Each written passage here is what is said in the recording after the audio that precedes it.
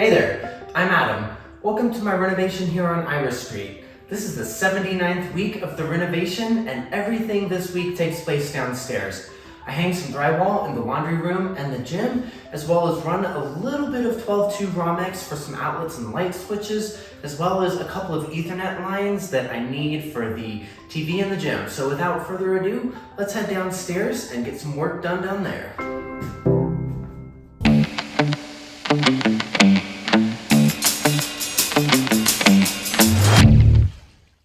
Week 79 begins in the laundry room, attaching this floating wall to the ceiling. I had to get some lag bolts and anchor bolts from Home Depot to properly secure this thing to the joists above, and with a little bit of drilling and even a few screws here and there, I was able to properly attach it.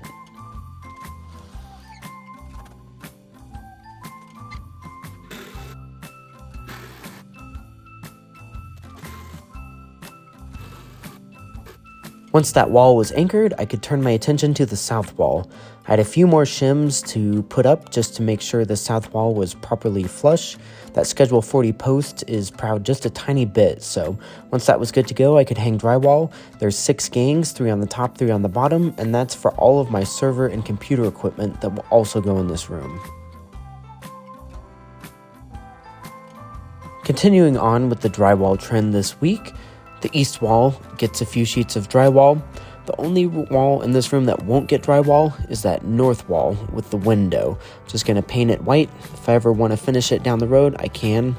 But for today, I'm just focusing on the east wall.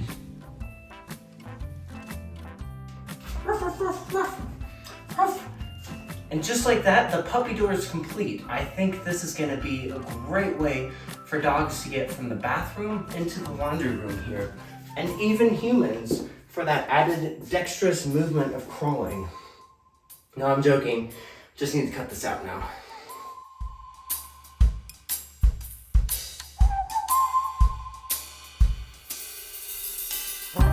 This whole area is a bit of a mechanical puzzle, so I'm only able to get one more sheet up this day because there's a lot of mechanical pipes and tubes in the way.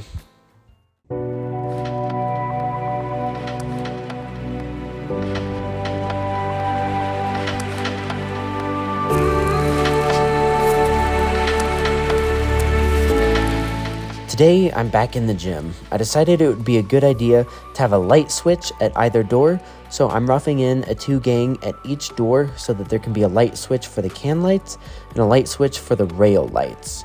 Now is the time that all of these decisions have to be made because once drywall goes up, it's going to be hard, if not impossible, to make any changes like this. So, as I'm working on the house, the good thing about going slow is it gives me time to do these final little additions. Saturday mornings always start off with my long run.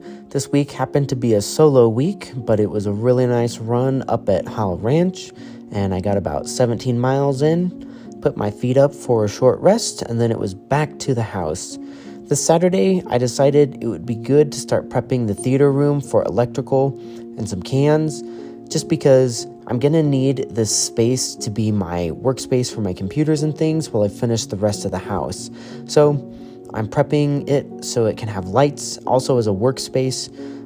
This should be a good spot to kind of have everything in one little room while I finish the rest of the house. I realized that main room off the stairs downstairs is going to need lights and drywall just because the stairs will be finished with drywall, and if I'm finishing that part, I need to finish that whole room so that I'm not having to match up sheets of finished drywall with sheets of unfinished drywall down the road. So you can see I'm just getting some electrical gangs roughed for that basement electrical.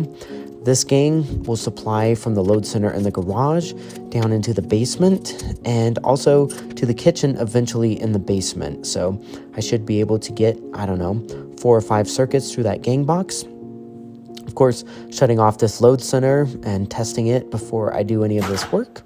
And the final test, screwing in a light and double checking my wiring. Moment of truth. Hey.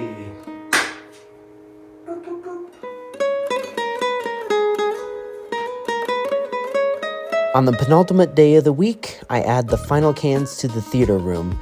Yesterday, you saw me install the wiring from the load center, as well as the gang box and the switches, and the first 2 cans, and so tonight I'm just installing the final 6 cans. There's 8 cans in this theater room, which is definitely more light than you need in a theater room, but it'll be nice to have these bright house lights for any time I'm working in the theater room, and also especially as this is going to be a workshop. These cans are about $15 a can, so it's really simple to add all of this in, and they turned out really nice. They're 75-watt bulbs per can, and they can get really bright. As with all of the lighting in my house, I've put them on a dimmer switch because I like the ability to control the mood, and so that'll work great as a theater, but also a workshop. The whole week has been building up to this moment. I run one more Ethernet from the server area to the box that will supply the TV in the gym, and after that, I can hang up drywall on this final west wall of the laundry room. There's a ton of mechanicals on both sides of this wall, so I had to make sure everything was perfectly squared away before I hang up these final sheets both in the gym and the laundry room. So, knocking these things out. Wiring this outlet is important because it powers the condensate pump to my furnace. Almost every gang box in my house isn't wired because that'll make texturing and painting easier, but there's a couple of key outlets that have been installed either for an outlet to use as during construction, or such as that condensate pump, which needs to be powered on at all times so my basement doesn't flood.